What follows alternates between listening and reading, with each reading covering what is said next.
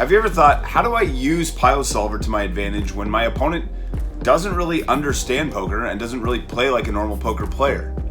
Well, we can still use the tools, and I did so in the most recent poker vlog, but I thought this piece of content belonged by itself, kind of broken out. I think it'll be a help to you if you're trying to learn how to use these tools to become a better player. Let's go. I want to share this hand with you, and I brought up piosolver to do so, but I want to give you some context for this hand before we talk about it. So the player to my right, when I sit down, his girlfriend's sitting with him. His chips are kind of piled unevenly. He's playing a really high VPIP. He just doesn't seem like a typical poker player. He looks like a casual guy who maybe wandered in from the casino. Playing a lot of hands, willing to stick with almost anything. So now I get a hand against him where I get pocket jacks. I make a raise and an open, and we end up getting 3 callers. He's one of them. So we go to the flop. The flop is Jack of Diamonds, 8 of Spades, 6 of Diamonds. And normally, you can see here that I've given him a really wide range. He's in the big blind. I opened early position. We're 650 effective. And really, his range should just be a check. But he doesn't choose to check. He chooses to lead for $30. Now, when it gets to me, I've got players behind. This doesn't solve for other players. So ultimately, though, they're going to end up folding. It's not going to matter a whole lot. We're mostly heads up, other than the fact that, we're in this configuration where we started with other players. So the solver does not account for that. However, I'm going to go ahead and look at my options here. I made it $100, and you can see that the closest I got here was $99. But you can see that that is the preferred strategy, right? If I'm holding jacks here, you can see on all these combos on the bottom right that I'm looking at a raise to 100 most of the time. I can call, I can raise to a smaller amount, but most of the time I'm going to go to 100. So I raised to 100, and it goes back to him. Now, I wanted to show you his range here because I think this is really interesting. His range is so scattered, it's so all over the place on this board that he has to defend with almost everything in his range. Like, not everything, but look at the stuff he has to defend with. 6 deuce suited. He has to make a call here, right? He needs to be calling with all these twos. And basically, anytime he has a pair, he's calling. And the only things he's getting away from are the things that just have absolutely no piece of this board. But because he opens so wide, he actually needs to defend more. And this is funny because I know he's going to defend a lot, especially when he leads out. I know he has a piece, so I expect him to call the initial raise. But it's just amazing to me that he actually should be calling a lot. and that there's not a ton that he's supposed to be folding with. So I expected the call when I made this bet. Your bottom pairs with weak kickers need to be called here. Jack 5 suited, like, you have a top pair, but it's not even good. Like, you just, a lot of these hands are such garbage, but you have to defend with them because you've chosen to open so wide. So that's a really interesting piece. Now, my opponent makes the call, which I expected, and the turn is the 6 of Spades. Ka-ching! We're getting paid now for sure. The question is, can we continue to get paid? So what hands am I giving him here? First of all, he's going to check to me, but what hands am I giving him that makes sense for him to make the call with? Some jacks, some diamond draws, and maybe some 2 pair hands with 8-6, maybe some straight draws. There's a lot he can have here that he can be defending. I don't want him to get away, and so what I chose to do was to go really small. I went to 125. Now this surprised me, but you can see that the solver is actually going to choose the smaller sizing at about the same frequency it does the larger sizing. So whether I'm betting 125, which is 45% pot, or I'm going up to $195, which is almost 70% pot, you can see that really it's choosing those pretty evenly, and I expected it to choose a larger sizing more often.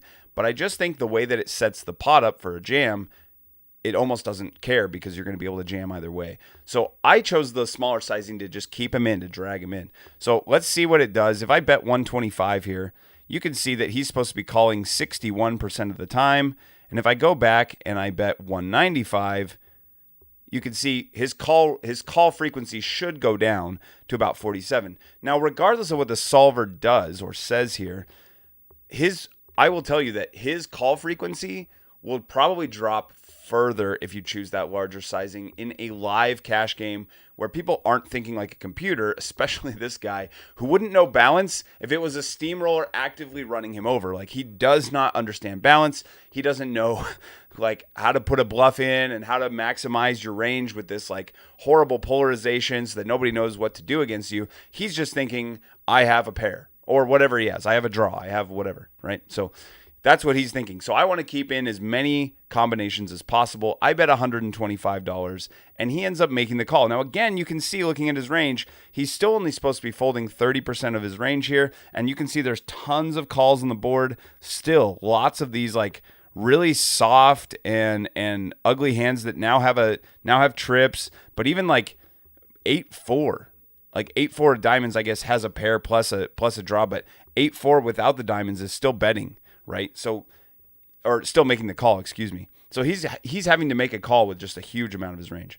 All right, so he makes the call, and now we go to the river, which ends up being the 10 of hearts. So let me add the 10 of hearts here. 10 of hearts now, and I'm going to go ahead and rip it. You can see that he's supposed to check, which he does. And now I have a pretty clear jam. So you can see that a lot of what I have here when I get to the river are just these like big value hands. And now that the flush has missed for both flush draws, and some of the straights come in here, right? Some of the straights come in. So 9-7 now has a straight, and a queen 9, like some of that stuff, but probably shouldn't have made it to this point with those hands. Anyway, I feel good. The solver's just putting it in, and that's what I end up doing. He ends up making the call, and I end up scooping all the chips. But now you can see, so he ends up showing King Jack offsuit, and you can see that the solver, when you look at King Jack offsuit here, is folding almost 100% of the time, right? It's folding 90+% of the time with King Jack offsuit. But this is where you get to say, hey, this is an opponent that is not going to fold easily. Now, a quick question for you, if something to think through. If this is the card that comes down, the 10 of hearts comes down, and you have the option to bet or to check, he checks to you. This is a spot where if I had the bluffs, I'm probably not going to follow the solver. We've talked a lot in the past about when you're following a solver, it's really meant to give you a lot of ideas of what you can do, but then you need to actually apply it to the opponent and figure out what you should do.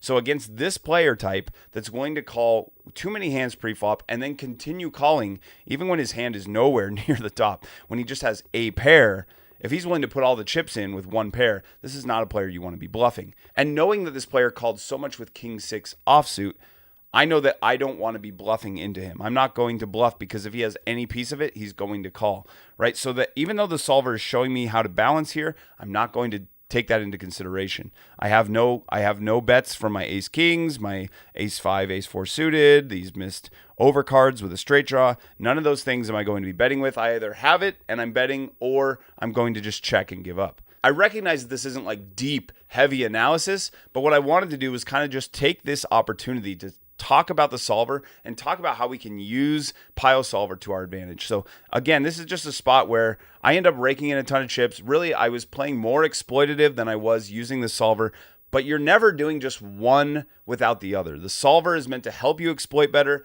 Exploitation is meant to help you like get to a point where you understand when a player is not that exploitable and you need to glean more GTO. Really, these go hand in hand. You hear a lot of camps that say GTO or exploitative.